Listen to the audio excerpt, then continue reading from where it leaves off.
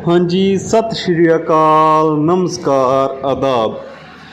अज फिर तुहाडे सामने हाजिर होए हैं एक नवी कहानी लेके। मिट्टी ना फरोल जोगिया कहानी संग्रह की 6वीं कहानी सुनीता। मैं जद भी दफ्तरों छुट्टी तो बाद घर परतदा तां मेरी पत्नी मैनू हमेशा घर दे गेट ते खड़ी मिलदी। मैनू देखदियां ही वो खिड़ उठदी, मेरे वल देखदियां ही वो मुस्करा के कहंदी, आ गए तुसीं। जद वो मुस्कराउंदी तां उस दियां गल्लां ते खड्डां पैंदा, जिस नाल वो होर भी सोहणी लगदी। उस नूं देख के मैनू सारे दिन दी थकावट भुल जांदी। मैं भी समाइल पास करदा होया उत्तर दिंदा, नाल ही उस दियां गल्लां ते हल्का जिहा उंगली दा स्पर्श करन दी कोशिश करदा। ਉਹ ਝਕਾਨੀ ਦੇ ਕੇ ਪਰੇ ਹੋ ਜਾਂਦੀ। ਉਸ ਨੂੰ ਜਿਵੇਂ ਉਸ ਦੀ ਸਾਰੇ ਦਿਨ ਦੀ ਉਡੀਕ ਦਾ ਇਨਾਮ ਮਿਲ ਜਾਂਦਾ। ਅਸੀਂ ਦੋਵੇਂ ਟਹਿਕਦੇ ਹੋਏ ਇਕੱਠੇ ਘਰ ਦੇ ਅੰਦਰ ਵੜਦੇ। ਅੰਦਰ ਵੜਦਿਆਂ ਹੀ ਦੋਵੇਂ ਨੂੰਹਾਂ ਆਪਣੇ ਆਪਣੇ ਬੱਚੇ ਨੂੰ ਚੁੱਕ ਕੇ ਦਾਦੂ ਆ ਗਏ, ਦਾਦੂ ਆ ਗਏ ਕਰਦੀਆਂ ਹੋਈਆਂ ਮੇਰੇ ਵੱਲ ਵੱਧਦੀਆਂ। ਮੈਂ ਇੱਕ ਪਾਸੇ ਪੋਤਰੀ ਨੂੰ ਚੁੱਕ ਲੈਂਦਾ ਅਤੇ ਦੂਸਰੇ ਪਾਸੇ ਪੋਤਰੇ ਨੂੰ ਚੁੱਕ ਕੇ ਸੀਨੇ ਨਾਲ ਲਾਉਂਦਾ। ਸੀਨੇ ਵਿੱਚ ਠੰਡ ਪੈ ਜਾਂਦੀ। ਦੋਵੇਂ ਸ਼ੈਤਾਨ ਇੱਕ ਦੂਜੇ ਦੀਆਂ ਸ਼ਿਕਾਇਤਾਂ ਲਾ ਆਪਣੇ ਦਿਨ ਦੀ ਕਾਰਗੁਜ਼ਾਰੀ ਦੱਸਦੇ। ਜੇ ਲੜਾਈ ਲਈ ਹੋਰ ਕੋਈ ਗੱਲ ਨਾ ਲੱਭੇ ਤਾਂ ਪੋਤਰੀ ਕਹਿੰਦੀ, ਦਾਦੂ ਮੇਰੇ ਹਨ, ਅਤੇ ਪੋਤਰਾ ਕਹਿੰਦਾ, ਨਹੀਂ ਮੇਲੇ ਹਨ। ਦੋਵੇਂ ਨੂੰਹਾਂ ਚਾਹ ਬਣਾਉਣ ਦੇ ਆਹਰ ਵਿੱਚ ਜੁੜ ਜਾਂਦੀਆਂ। ਜਦ ਮੈਂ ਸਵੇਰੇ ਦਫ਼ਤਰ ਜਾਣਾ ਹੁੰਦਾ ਤਾਂ ਮੇਰੀ ਪਤਨੀ ਗੇਟ ਤੋਂ ਬਾਹਰ ਤੱਕ ਮੈਨੂੰ ਛੱਡਣ ਆਉਂਦੀ। ਇੱਕ ਹੱਥ ਨਾਲ ਰੋਟੀ ਦਾ ਡੱਬਾ ਫੜਾ ਕੇ ਕਹਿੰਦੀ, ਤੁਸੀਂ ਪਰਸ ਲੈ ਲਿਆ ਹੈ ਨਾ, ਪੈਨ ਲੈ ਲਿਆ ਹੈ ਨਾ, ਰੁਮਾਲ ਲੈ ਲਿਆ ਹੈ ਨਾ। ਫਿਰ ਮੋਬਾਈਲ ਦੇ ਕੇ ਕਹਿੰਦੀ, ਇਹ ਲਓ ਫੜੋ, ਇਸ ਨੂੰ ਤੁਸੀਂ ਹਮੇਸ਼ਾ ਭੁੱਲ ਜਾਂਦੇ ਹੋ, ਕਿਸੇ ਦਿਨ ਮੈਨੂੰ ਵੀ ਭੁੱਲ ਜਾਵੋਗੇ। ਮੈਂ ਚੁੱਪ ਰਹਿੰਦਾ। ਫਿਰ ਸ਼ਰਾਰਤ ਨਾਲ ਕਹਿੰਦੀ, ਬਾਜ਼ਾਰ ਵਿੱਚ ਮਿਲ ਗਏ ਤਾਂ ਕਹੋਗੇ, ਭੈਣ ਜੀ ਤੁਹਾਨੂੰ ਕਿਧਰੇ ਦੇਖਿਆ ਲੱਗਦਾ ਹੈ। ਮੈਂ ਮੁਸਕਰਾ ਕੇ ਕਹਿੰਦਾ, ਚੱਲ ਚੱਲ ਬਹੁਤੀਆਂ ਗੱਲਾਂ ਨਾ ਬਣਾ, ਅਤੇ ਸਕੂਟਰ ਨੂੰ ਇੱਕ ਇੱਕ ਮਾਰ ਦਿੰਦਾ। ਜਦ ਤੱਕ ਮੇਰਾ ਸਕੂਟਰ ਦਿਸਣੋਂ ਬੰਦ ਨਾ ਹੋ ਜਾਂਦਾ ਤਦ ਤੱਕ ਉਸ ਦੀਆਂ ਅੱਖਾਂ ਮੇਰੀ ਪਿੱਠ ਵੱਲ ਲੱਗੀਆਂ ਹੀ ਰਹਿੰਦੀਆਂ। ਸਵੇਰੇ ਗੇਟ 'ਤੇ ਮੈਨੂੰ ਵਿਦਾ ਕਰਨ ਜਾਣਾ ਅਤੇ ਗੇਟ ਦੇ ਬਾਹਰ ਹੀ ਮੈਨੂੰ ਰਿਸੀਵ ਕਰਨ ਲਈ ਖੜ੍ਹੇ ਹੋਣਾ ਮੇਰੀ ਪਤਨੀ ਦਾ 32 ਸਾਲ ਤੋਂ ਬੇਨਾਗਾ ਨਿਯਮ ਸੀ। ਬੇਸ਼ੱਕ ਸਾਇੰਸ ਦੀ ਉੱਨਤੀ ਨਾਲ ਘਰ ਸਕੂਟਰ ਅਤੇ ਮੋਬਾਈਲ ਆ ਗਏ ਸਨ ਅਤੇ ਬੱਚਿਆਂ ਦੇ ਵੱਡੇ ਹੋਣ ਨਾਲ ਨੂੰਹਾਂ ਅਤੇ ਪੋਤਰੀ ਅਤੇ ਪੋਤਰਾ ਆ ਗਏ, ਪਰ ਉਸ ਭਲੀ ਲੋਕ ਨੇ ਆਪਣੇ ਨਿਯਮ ਵਿੱਚ ਕਦੀ ਨਾਗਾ ਨਾ ਪਾਇਆ। ਜੇ ਮੈਂ ਕਦੀ ਕੁਝ ਦਿਨਾਂ ਲਈ ਪ੍ਰਦੇਸ਼ ਚਲੇ ਵੀ ਜਾਣਾ ਤਾਂ ਵੀ ਉਹ ਸਵੇਰੇ ਸ਼ਾਮ ਗੇਟ 'ਤੇ ਹੀ ਖੜੀ ਮਿਲਦੀ। ਇੱਕ ਸ਼ਾਮ ਜਦ ਮੈਂ ਦਫ਼ਤਰੋਂ ਮੁੜਿਆ ਤਾਂ ਮੇਰੀ ਪਤਨੀ ਰੋਜ਼ਾਨਾ ਵਾਂਗ ਗੇਟ 'ਤੇ ਖੜੀ ਮੈਨੂੰ ਉਡੀਕ ਰਹੀ ਸੀ, ਪਰ ਉਸ ਦੇ ਚਿਹਰੇ ਦੀ ਚਮਕ ਗਾਇਬ ਸੀ। ਅਸੀਂ ਦੋਵੇਂ ਚੁੱਪਚਾਪ ਘਰ ਅੰਦਰ ਦਾਖਲ ਹੋਏ। ਅੱਗੇ ਦੋਵੇਂ ਨੂੰਹਾਂ ਆਪਣੇ ਆਪਣੇ ਕਮਰੇ ਵਿੱਚ ਬੈੱਡਾਂ 'ਤੇ ਆਰਾਮ ਫਰਮਾ ਰਹੀਆਂ ਸਨ। ਪੋਤਰੀ ਅਤੇ ਪੋਤਰਾ ਵੀ ਦੁਬਕ ਕੇ ਚੁੱਪਚਾਪ ਬੈਠੇ ਸਨ। ਮੇਰਾ ਮੱਥਾ ਠਣਕਿਆ। ਕੀ ਗੱਲ, ਅੱਜ ਘਰ ਵਿੱਚ ਇੰਨੀ ਸ਼ਾਂਤੀ ਕਿਉਂ ਹੈ? ਕੀ ਤੁਹਾਨੂੰ ਘਰ ਵਿੱਚ ਸ਼ਾਂਤੀ ਚੰਗੀ ਨਹੀਂ ਲੱਗਦੀ? ਮੇਰੀ ਪਤਨੀ ਨੇ ਠਾਹ ਕਰਕੇ ਜਵਾਬ ਮੇਰੇ ਮੂੰਹ 'ਤੇ ਮਾਰਿਆ। ਨਹੀਂ, ਮੇਰਾ ਮਤਲਬ ਅੱਜ ਇੰਨੀ ਚੁੱਪ-ਚਾਂ ਕਿਉਂ ਹੈ? ਤੁਹਾਨੂੰ ਸਾਡੀਆਂ ਪ੍ਰੋਬਲਮਾਂ ਦਾ ਕੀ ਪਤਾ? ਪਰ ਕੁਝ ਦੱਸੋ ਤੇ ਪਤਾ ਲੱਗੇ ਨਾ ਕੀ ਹੋਇਆ ਹੈ। ਹੋਣਾ ਕੀ ਹੈ? 4 ਦਿਨ ਤੋਂ ਕੰਮ ਵਾਲੀ ਨਹੀਂ ਆਈ। ਅਸੀਂ ਤਾਂ ਸਾਰਾ ਦਿਨ ਕੰਮ ਕਰਕੇ ਚੂਰ ਹੋ ਜਾਂਦੀਆਂ ਹਾਂ। ਤਾਂ ਕੀ ਹੈ, ਉਹ ਕੱਲ੍ਹ ਆ ਜਾਵੇਗੀ। ਕੱਲ੍ਹ ਕੀ ਆਉਣਾ ਹੈ, ਮਾਂ ਦਾ ਸਿਰ। ਅੱਜ ਪਤਾ ਲੱਗਾ ਕਿ ਉਹ ਕੰਮ ਛੱਡ ਕੇ 2 ਮਹੀਨੇ ਲਈ ਆਪਣੇ ਪਿੰਡ ਚਲੀ ਗਈ ਹੈ। ਉਸ ਦੀ ਨਨਾਣ ਅੱਜ ਉਸ ਦੇ ਬਣਦੇ ਪੈਸੇ ਲੈਣ ਆਈ ਸੀ, ਉਹ ਦੱਸ ਗਈ ਹੈ। ਹਾ ਹਾ ਹਾ, ਮੈਂ ਜ਼ੋਰ ਦੀ ਹੱਸਿਆ। ਬਸ ਇਤਨੀ ਕੁ ਗੱਲ ਨਾਲ ਹੀ ਘਰ ਦਾ ਪਾਸਾ ਪਲਟਿਆ ਪਿਆ ਹੈ। ਕੰਮ ਵਾਲੀ ਹੋਰ ਲੱਭ ਲਓ। ਤੁਸੀਂ ਤਾਂ ਇੰਝ ਕਹਿ ਰਹੇ ਹੋ ਜਿਵੇਂ ਕੰਮ ਵਾਲੀਆਂ ਬਾਜ਼ਾਰ ਵਿੱਚ ਵਿਕ ਰਹੀਆਂ ਹਨ। ਗਏ ਬਾਜ਼ਾਰ ਅਤੇ ਹੱਟੀ ਤੋਂ ਪੈਸੇ ਦੇ ਕੇ ਇੱਕ ਕੰਮ ਵਾਲੀ ਲੈ ਆਉਂਦੀ। ਜੇ ਉਹ ਕੰਮ ਛੱਡ ਗਈ ਹੈ ਤਾਂ ਹੋਰ ਲੱਭ ਲਓ। ਉਹੋ ਹੀ ਕਰਾਂਗੀ। ਕੱਲ੍ਹ ਤੋਂ ਸਵੇਰੇ ਦਰਵਾਜ਼ੇ ਅੱਗੇ ਖੜਾਂਗੀ, ਕਈਆਂ ਨੂੰ ਪੁੱਛਾਂਗੀ, ਫਿਰ ਕਿਧਰੇ ਜਾ ਕੇ ਲੱਭੇਗੀ। ਉਹ ਤਾਂ ਠੀਕ ਹੈ, ਪਰ ਲੱਭਣਾ ਕੋਈ ਚੱਜ ਦੀ, ਐਵੇਂ ਨਾ ਕੋਈ ਕਾਲੀ ਕਲੂਟੀ ਲੈ ਆਣਾ। ਮੈਂ ਆਪਣੀ ਰਾਏ ਦਿੱਤੀ। ਤੁਹਾਨੂੰ ਤਾਂ ਮਸ਼ਕਰੀਆਂ ਸੁਝਦੀਆਂ ਹਨ। ਘਰ ਨੂੰਹਾਂ ਬੈਠੀਆਂ ਹਨ, ਉਹ ਕੀ ਕਹਿਣਗੀਆਂ। ਗੱਲ ਕਰਨ ਲੱਗਿਆ ਕੁਝ ਤਾਂ ਧਿਆਨ ਰੱਖਿਆ ਕਰੋ। ਮੇਰਾ ਮਤਲਬ ਹੈ ਕੰਮ ਵਾਲੀ ਇਹੋ ਜਿਹੀ ਹੋਵੇ ਜਿਸ ਨਾਲ ਵਿਹੜਾ ਸੋਹਣਾ ਲੱਗੇ। ਹੁਣ ਤੇਰੀਆਂ ਨੂੰਹਾਂ ਹੀ ਹਨ, ਇੱਕ ਤੋਂ ਇੱਕ ਸੋਹਣੀਆਂ, ਜਿਵੇਂ ਘਰ ਦਾ ਸ਼ਿੰਗਾਰ ਹੋਵੇ। ਮੈਂ ਆਪਣੀ ਸਫਾਈ ਦਿੱਤੀ। ਤੁਸੀਂ ਆਪਣੇ ਕੰਮ ਨਾਲ ਮਤਲਬ ਰੱਖਿਆ ਕਰੋ, ਫਾਲਤੂ ਦਖਲ ਅੰਦਾਜ਼ੀ ਨਾ ਕੀਤਾ ਕਰੋ। ਅੱਛਾ, ਹੁਣ ਕੁਝ ਚਾਹ ਪਾਣੀ ਵੀ ਪੁੱਛੋਗੇ ਜਾਂ ਮੈਂ ਬਾਜ਼ਾਰ ਜਾ ਕੇ ਪੀ ਆਵਾਂ? ਮੈਂ ਗੱਲ ਦਾ ਰੁੱਖ ਬਦਲਦੇ ਹੋਏ ਕਿਹਾ। ਜਰਾ 10 ਮਿੰਟ ਰੁਕ ਤਾਂ ਜਾਵੋ, ਤਾਂ ਕਿ 10 ਮਿੰਟ ਵਿੱਚ ਬਣ ਜਾਵੇਗੀ। ਨਹੀਂ, 10 ਮਿੰਟ ਵਿੱਚ ਅਸੀਂ ਸਾਰੇ ਤਿਆਰ ਹੋ ਕੇ ਤੁਹਾਡੇ ਨਾਲ ਹੀ ਚੱਲਾਂਗੇ ਅਤੇ ਰੌਕਸੀ ਵਿੱਚ ਗਰਮ ਕਾਫੀ ਪੀਵਾਂਗੇ। ਮੇਰੀ ਪਤਨੀ ਨੇ ਵੀ ਉਸੇ ਵਿਅੰਗ ਵਿੱਚ ਉੱਤਰ ਦਿੱਤਾ। ਮੈਂ ਲਾਜਵਾਬ ਹੋ ਗਿਆ। ਦਫ਼ਤਰੋਂ ਸਾਰੇ ਦਿਨ ਦਾ ਥੱਕਿਆ ਹੋਇਆ ਆਉਣ ਕਰਕੇ ਬਾਜ਼ਾਰ ਜਾਣ ਦੀ ਮੇਰੇ ਵਿੱਚ ਹਿੰਮਤ ਨਹੀਂ ਸੀ। ਦਿਲ ਛੋਟਾ ਕਿਉਂ ਕਰਦੇ ਹੋ? ਹੁਣੇ ਬਣਾ ਕੇ ਲਿਆਉਂਦੀ ਹਾਂ। ਮੈਂ ਜੋ ਹਾਂ ਤੁਹਾਡੀ ਸਾਰੀ ਉਮਰ ਦੀ ਨੌਕਰਾਣੀ, ਤੁਹਾਡੀ ਖਿਦਮਤ ਕਰਨ ਨੂੰ। ਇਹ ਕਹਿ ਕੇ ਉਹ ਰਸੋਈ ਵਿੱਚ ਜਾਣ ਲੱਗੀ। ਘਰ ਦੀ ਰਾਣੀ ਆਪਣੇ ਪੈਰ ਧੋਂਦਿਆਂ ਕਦੀ ਜਮਾਦਾਰਨੀ ਨਹੀਂ ਹੋ ਜਾਂਦੀ। ਮੈਂ ਪਤਨੀ ਦੀ ਬਾਂਹ ਫੜਦੇ ਹੋਏ ਕਿਹਾ, ਬਸ ਗੱਲਾਂ ਬਣਾਉਣੀਆਂ ਤਾਂ ਕੋਈ ਤੁਹਾਡੇ ਤੋਂ ਸਿੱਖੇ। ਉਹ ਬਾਂਹ ਛਡਾਉਂਦੀ ਹੋਈ ਰਸੋਈ ਵਿੱਚ ਵੜ ਗਈ। ਅਗਲੇ 2 ਦਿਨ ਘਰ ਵਿੱਚ ਤਣਾਅ ਭਰੀ ਖਾਮੋਸ਼ੀ ਰਹੀ।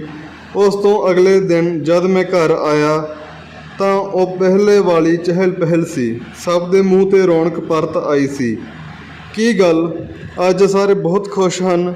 ਕੀ ਕੁਝ ਲੱਭਾ ਹੈ? ਹਾਂ, ਲੱਭੀ ਹੈ ਕੰਮ ਵਾਲੀ ਮਾਈ। ਅੱਛਾ, ਚਲੋ ਚੰਗਾ ਹੋਇਆ। ਕੈਸੀ ਹੈ? ਬਹੁਤ ਸੋਹਣੀ। ਘਰ ਵਾਲੀ ਨੇ ਗੁੱਜੀ ਮਸ਼ਕਰੀ ਕਰਦੇ ਹੋਏ ਕਿਹਾ। ਦੇਖੋ, ਇੱਕ ਦਿਨ ਵਿੱਚ ਹੀ ਕਿਵੇਂ ਸਾਰਾ ਘਰ ਚਮਕਾ ਮਾਰ ਰਿਹਾ ਹੈ। ਅਗਲੇ ਦਿਨ ਸ਼ਨੀਚਰਵਾਰ ਹੋਣ ਕਰਕੇ ਦਫ਼ਤਰੋਂ ਛੁੱਟੀ ਸੀ ਅਤੇ ਮੈਂ ਆਪਣੇ ਕਮਰੇ ਵਿੱਚ ਬੈਠਾ ਇੱਕ ਕਿਤਾਬ ਪੜ੍ਹ ਰਿਹਾ ਸੀ। ਦਰਵਾਜ਼ੇ 'ਤੇ ਬੈਲ ਹੋਈ। ਵੱਡੀ ਨੂੰਹ ਨੇ ਦਰਵਾਜ਼ਾ ਖੋਲ੍ਹਿਆ। ਆਂਟੀ ਜੀ ਨਮਸਤੇ। ਬੜੀ ਭਾਬੀ ਨਮਸਤੇ। ਛੋਟੀ ਭਾਬੀ ਨਮਸਤੇ। ਜਿਵੇਂ ਇੱਕ ਸੰਗੀਤ ਜਿਹਾ ਕੰਨਾਂ ਵਿੱਚ ਗੂੰਜ ਉੱਠਿਆ। ਇਹ ਸਾਡੀ ਨਵੀਂ ਕੰਮ ਵਾਲੀ ਦੀ ਆਵਾਜ਼ ਸੀ। ਮੈਂ ਹੈਰਾਨ ਸੀ ਕਿ ਕੰਮ ਵਾਲੀਆਂ ਦੀ ਵੀ ਇੰਨੀ ਮਿੱਠੀ ਆਵਾਜ਼ ਹੋ ਸਕਦੀ ਹੈ। ਮੇਰੀ ਪਤਨੀ ਉਸ ਨੂੰ ਕੰਮ ਬਾਰੇ ਹਦਾਇਤਾਂ ਦੇ ਰਹੀ ਸੀ। ਉਹ ਹਾਂ ਜੀ ਕਰਕੇ ਸਾਰਾ ਕੰਮ ਕਰ ਰਹੀ ਸੀ। ਮੈਂ ਫਿਰ ਕਿਤਾਬ ਪੜ੍ਹਨ ਵਿੱਚ ਰੁੱਝ ਗਿਆ। ਕੁਝ ਦੇਰ ਬਾਅਦ ਮੇਰੇ ਕਮਰੇ ਦਾ ਦਰਵਾਜ਼ਾ ਖੁੱਲ੍ਹਿਆ। ਨਾਲ ਹੀ ਕੰਮ ਵਾਲੀ ਕਮਰੇ ਵਿੱਚ ਦਾਖਲ ਹੋਈ। ਮੈਂ ਕਿਤਾਬ ਵਿੱਚ ਆਪਣਾ ਮੂੰਹ ਦੇ ਰੱਖਿਆ। ਨਮਸਤੇ ਅੰਕਲ ਜੀ। ਮੇਰੇ ਕੰਨਾਂ ਵਿੱਚ ਸ਼ਹਿਦ ਘੁਲਦਾ ਗਿਆ। ਨਮਸਤੇ ਬੇਟਾ, ਮੈਂ ਜਵਾਬ ਦਿੱਤਾ। ਨਾਲ ਹੀ ਸਿਰ ਚੁੱਕ ਕੇ ਉਸ ਵੱਲ ਦੇਖਿਆ, ਫਿਰ ਇੱਕਦਮ ਕਿਤਾਬ ਚੁੱਕ ਕੇ ਬਾਹਰ ਨੂੰ ਭੱਜਿਆ। ਮੇਰੇ ਸਾਹਮਣੇ ਕਾਲੀ ਕਲੂਟੀ ਤਵੇ ਦੇ ਪਿਛਲੇ ਪਾਸੇ ਵਰਗੀ ਇੱਕ 22 ਕੁ ਸਾਲ ਦੀ ਲੜਕੀ ਖੜੀ ਸੀ। ਮੂੰਹ ਨਾ ਮੱਥਾ, ਜਿੰਨ ਪਹਾੜੋਂ ਲੱਥਾ। ਮੈਨੂੰ ਬਾਹਰ ਜਾਂਦੇ ਨੂੰ ਦੇਖ ਕੇ ਉਹ ਬਿੱਟ ਮੇਰੇ ਵੱਲ ਦੇਖਦੀ ਰਹੀ, ਪਰ ਉਸ ਨੂੰ ਕੁਝ ਸਮਝ ਨਾ ਆਈ। ਬਾਹਰ ਮੇਰੀ ਪਤਨੀ ਖੜੀ ਸੀ। ਉਹ ਮੇਰੀ ਪਤਲੀ ਹਾਲਤ ਨੂੰ ਦੇਖ ਕੇ ਮੁਸਕਰਾਉਣ ਲੱਗੀ। ਪਸੰਦ ਆਈ? ਉਸਨੇ ਵਿਅੰਗ ਕੱਸਿਆ। ਮੈਂ ਦੜ ਵੱਟ ਕੇ ਚੁੱਪ ਰਿਹਾ। ਇਹ ਹੈ ਸੁਨੀਤਾ। ਕੀ ਕਰਦੀ? ਹੋਰ ਕੋਈ ਮਿਲੀ ਹੀ ਨਹੀਂ। ਉਹ ਬੋਲੀ, ਅਸੀਂ ਸ਼ਕਲ ਤੋਂ ਕੀ ਲੈਣਾ ਹੈ, ਕੰਮ ਹੀ ਕਰਾਉਣਾ ਹੈ। ਕੰਮ ਤਾਂ ਸੋਹਣਾ ਕਰਦੀ ਹੈ। ਫਿਰ ਅਸੀਂ ਸਾਰੇ ਕਿੰਨੇ ਦਿਨਾਂ ਤੋਂ ਪਰੇਸ਼ਾਨ ਹੋਏ ਪਏ ਸਾਂ। ਅਗਲੇ ਦਿਨ ਮੈਂ ਬਾਜ਼ਾਰੋਂ ਘਰ ਆਇਆ ਤਾਂ ਰਸੋਈ ਵਿੱਚੋਂ ਬੜੀ ਮਿੱਠੀ ਸੁਰ ਵਿੱਚ ਗਾਣਾ ਗਾਉਣ ਦੀ ਆਵਾਜ਼ ਆ ਰਹੀ ਸੀ। ਇਹ ਸਾਡੀ ਕੰਮ ਵਾਲੀ ਸੀ, ਜੋ ਨਾਲ ਬਰਤਨ ਸਾਫ਼ ਕਰ ਰਹੀ ਸੀ ਅਤੇ ਨਾਲ ਗਾਣਾ ਗਾ ਰਹੀ ਸੀ। ਮੈਂ ਚੁੱਪਚਾਪ ਆਪਣੇ ਕਮਰੇ ਵਿੱਚ ਜਾ ਕੇ ਟੈਲੀਵਿਜ਼ਨ ਦੇਖਣ ਲੱਗਾ। ਥੋੜ੍ਹੀ ਦੇਰ ਬਾਅਦ ਕੰਮ ਵਾਲੀ ਝਾੜੂ ਪੋਚਾ ਲਾਉਣ ਲਈ ਮੇਰੇ ਕਮਰੇ ਵਿੱਚ ਆਈ। ਨਮਸਤੇ ਅੰਕਲ ਜੀ। ਨਮਸਤੇ ਬੇਟਾ। मैं सिर चुक के उस वल देखा। वो आपे ही बोली, अंकल जी आपने मेरा गाना सुना? हाँ सुना, मैं उसे तरह जवाब दिता। कौन सा गा रही थी मैं? गाना तो मुझको याद नहीं, पर बहुत मीठा गा रही थी। अच्छा अंकल जी, आपको मेरा गाना मीठा लगा? मैं गा रही थी, ऊंचे पर्वतों के पीछे कोई रहता है। चल चल बहुतियां गल्लां ना बना, अपना काम कर जाके फटाफट, मेरी घरवाली उच्ची आवाज़ विच बोली। फिर मैनू मुखातिब हो के कहन लगी, बेचारी बड़ी दुखी है, बेचारी दे 3 छोटे छोटे बच्चे हैं। मैं सुन के हैरान रह गया। मैं तो समझदा सी हाली कुवारी ही है, घर वाला छड्ड के चला गया है, बेचारी काम भी करती है ਅਤੇ ਬੱਚਿਆਂ ਨੂੰ भी पालती है। ਰਹਿੰਦੀ ਕਿੱਥੇ है? मेरी पत्नी ने मैनू घूर के देखा। मेरा मतलब पिछों बच्चों ਨੂੰ कौन संभालता है? ਰਹਿੰਦੀ अपनी माँ पास है, पर उसने भी इसदा नक विच दम किया होया है। माँ कमेटी विच सफाई सेविका लगी हुई है। ये बेशक अपना खर्चा दे के रहंदी है, फिर भी कहती है जे तेरे बच्चे असी संभालने हैं ਤਾਂ ਤੈਨੂੰ ਘਰ ਦਾ ਸਾਰਾ ਕੰਮ ਕਰਨਾ ਪਵੇਗਾ। ਸਵੇਰੇ ਪਹਿਲਾਂ ਆਪਣੇ ਘਰ ਦਾ ਸਾਰਾ ਕੰਮ ਕਰਕੇ ਫਿਰ 3 ਮੀਲ ਪੈਦਲ ਚੱਲ ਕੇ ਆਉਂਦੀ ਹੈ। ਇੱਥੇ ਲੋਕਾਂ ਦੇ ਘਰਾਂ ਵਿੱਚ ਸਾਰਾ ਦਿਨ ਉਹਨਾਂ ਦੀ ਮੈਲ ਧੋਂਦੀ ਹੈ, ਫਿਰ ਰਾਤ ਨੂੰ ਘਰ ਜਾ ਕੇ ਸਾਰੇ ਟੱਬਰ ਨੂੰ ਰੋਟੀ ਪਕਾ ਕੇ ਦਿੰਦੀ ਹੈ। ਮੇਰੀ ਪਤਨੀ ਨੂੰ ਸੁਨੀਤਾ ਨਾਲ ਕਾਫੀ ਹਮਦਰਦੀ ਹੋ ਗਈ ਸੀ, ਪਰ ਇਸ ਦਾ ਪਿਓ ਤੇ ਭਰਾ ਕੀ ਕਰਦੇ ਹਨ? ਪਿਓ ਹੈ ਕੋਈ ਨਹੀਂ, एक भरा है छोटा, ਉਹ ਅਤੇ ਉਸ ਦੀ ਵਹੁਟੀ ਇਸ 'ਤੇ ਪੂਰਾ ਰੋਬ ਰੱਖਦੇ ਹਨ।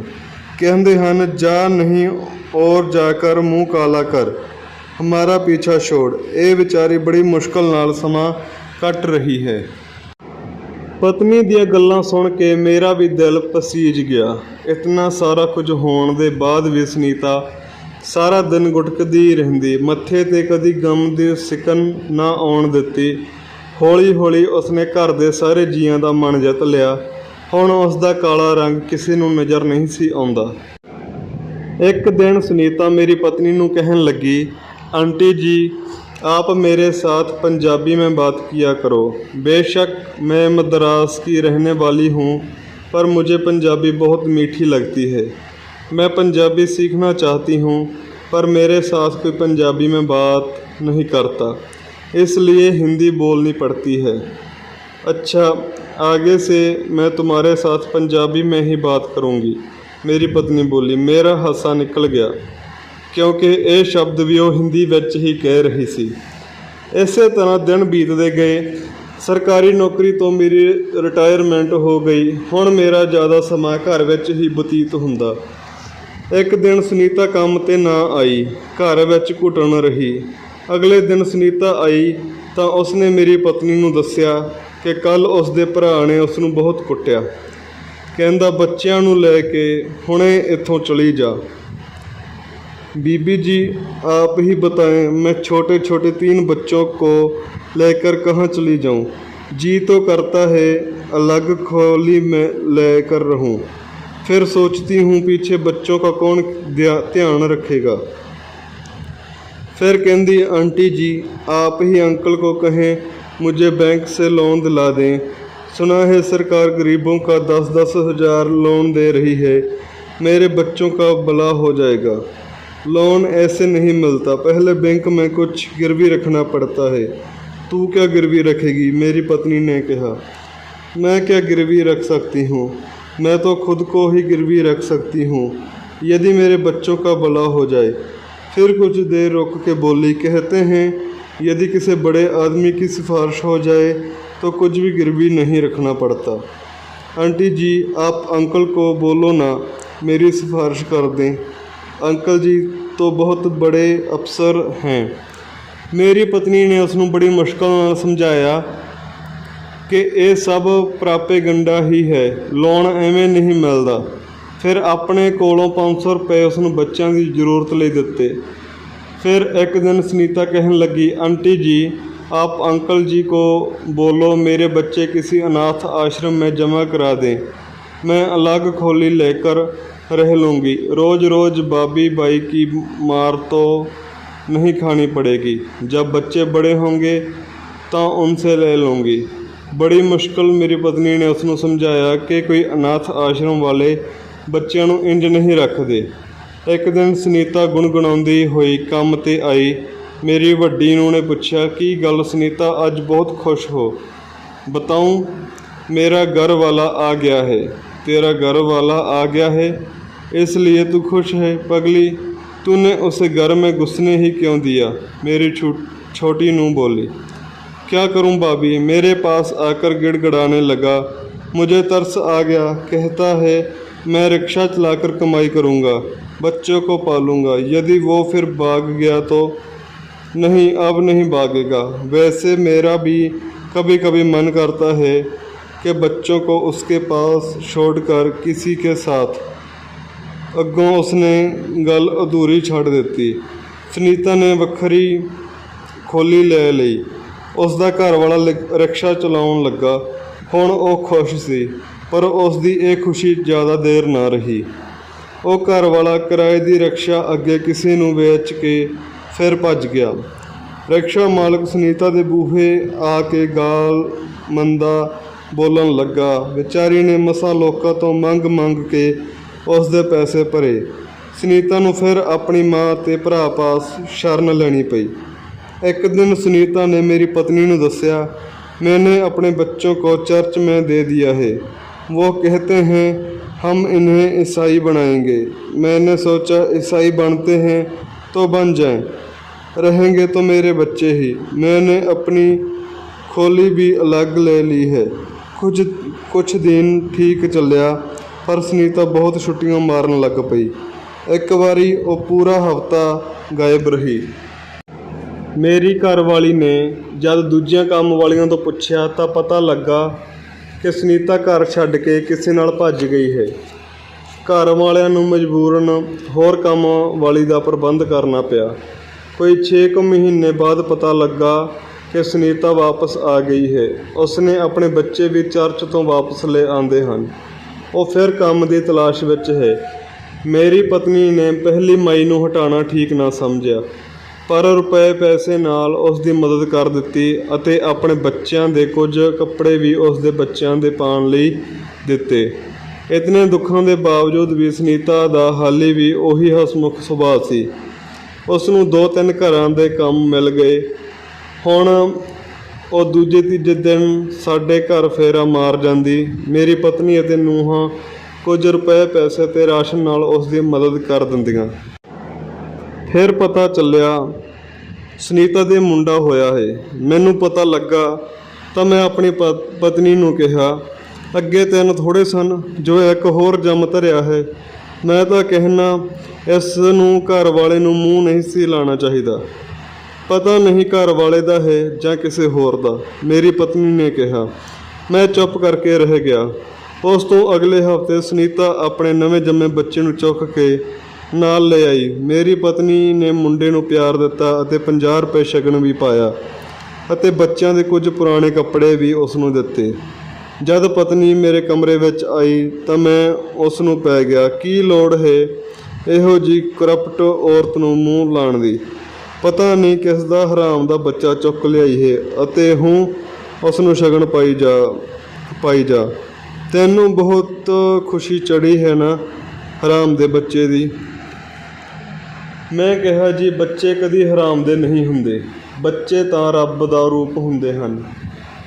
ਜੇ ਰੱਬ ਨੇ ਅੱਜ ਸਾਨੂੰ ਸਾਰਾ ਕੁਝ ਦਿੱਤਾ ਹੈ ਤਾਂ ਥੋੜ੍ਹਾ ਗਰੀਬ ਬੰਦੇ ਦਾ ਵੀ ਧਿਆਨ ਰੱਖਣਾ ਚਾਹੀਦਾ ਹੈ।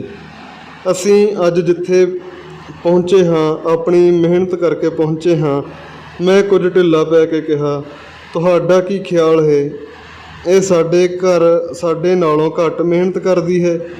ਰੱਬ ਕੋਲੋਂ ਡਰਨਾ ਚਾਹੀਦਾ ਹੈ ਅਤੇ ਉਸ ਦਾ ਸ਼ੁਕਰ ਕਰਨਾ ਚਾਹੀਦਾ ਹੈ। ਮੈਂ ਚੁੱਪ ਕਰ ਰਿਹਾ। ਮੇਰੀ ਪਤਨੀ ਲੋਬੀ ਵਿੱਚ ਗਈ। ਸੁਨੀਤਾ ਉਸ ਦੇ ਗੁਣ ਗਾ ਰਹੀ ਸੀ। आंटी जी, भगवान आपका भला करे जो मेरी जैसी का इतना ध्यान रखती हैं, पर मैं भी मजबूर हूँ। आप ही बताएं, भगवान से कौन लड़ सकता है? क्या मैं भगवान से लड़ सकती हूँ? नहीं ना, फिर मैं दुखी क्यों हो रहूँ? मैं जैसे भी हूँ ठीक हूँ।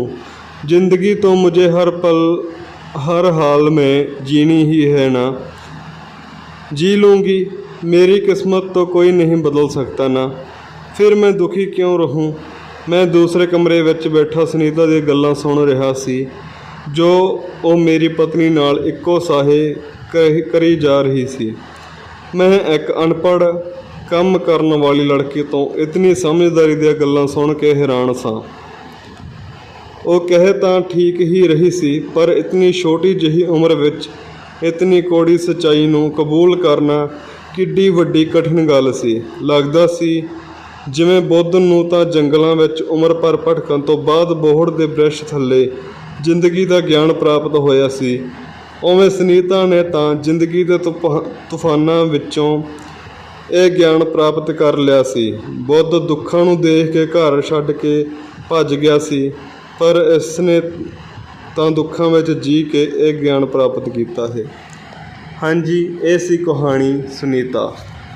ਹਾਂਜੀ, ਕਹਾਣੀ ਤੁਹਾਨੂੰ ਕਿਸ ਤਰ੍ਹਾਂ ਦੀ ਲੱਗੀ ਕਮੈਂਟ ਕਰਕੇ ਜ਼ਰੂਰ ਦੱਸਣਾ, ਅਤੇ ਚੈਨਲ ਨੂੰ ਲਾਈਕ, ਸ਼ੇਅਰ ਅਤੇ ਸਬਸਕ੍ਰਾਈਬ ਜ਼ਰੂਰ ਕਰਨਾ। ਮਿਲਦੇ ਹਾਂ ਇੱਕ ਨਵੀਂ ਕਹਾਣੀ ਦੇ ਨਾਲ, ਤਦ ਤੱਕ ਲਈ ਸਤਿ ਸ਼੍ਰੀ ਅਕਾਲ, ਧੰਨਵਾਦ।